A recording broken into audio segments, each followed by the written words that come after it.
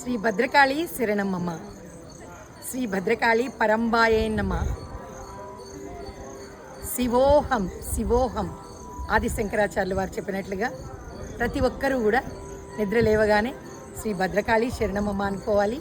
అలాగే శివోహం శివోహం అనుకొని ఒక్క 10 నిమిషాలు ధ్యానం చేసి తదుపరి మీ కార్యక్రమాల్లోకి వెళ్ళొచ్చు.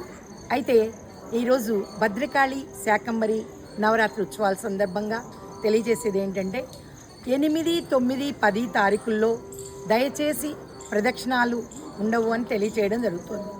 లోపల ప్రదక్షిణ చేయడానికి వీలు పడదు. ఎందుకు అంటే 8వ తారీఖు శ్రీ లక్ష్మీ వెంకటేశ్వర సేవా ట్రస్ట్ వారు 20,000 మందితో మరి ర్యాలీగా ఊరేగింపుగా కూరగాయలను పట్టుకొని తీసుకురావడం జరుగుతుంది. మరి వారందరూ కూడా అమ్మవారి దర్శనానికి రావడం జరుగుతుంది. వారిలో ఎవరైనా పాల్గొనదలిచిన భక్తులు ఆ ర్యాలీలో పాల్గొనవచ్చు.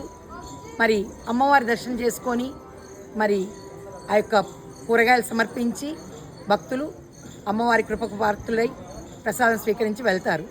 అదేవిధంగా ఆ రోజు ప్రత్యేకించి ప్రదక్షిణ మార్గం ఉండదు అని తెలియచేయడం జరుగుతుంది. ఈ 10వ తారీఖు తర్వాత నుంచి మళ్ళీ ప్రదక్షిణలు యథావిధిగా కొనసాగుతాయి. శుక్రవారం, ఆదివారం రష్ ఎక్కువ ఉన్న రోజుల్లో కూడా ప్రదక్షిణలు ఉండవు కనుక భక్తులు గమనించవలసిందిగా మనవి.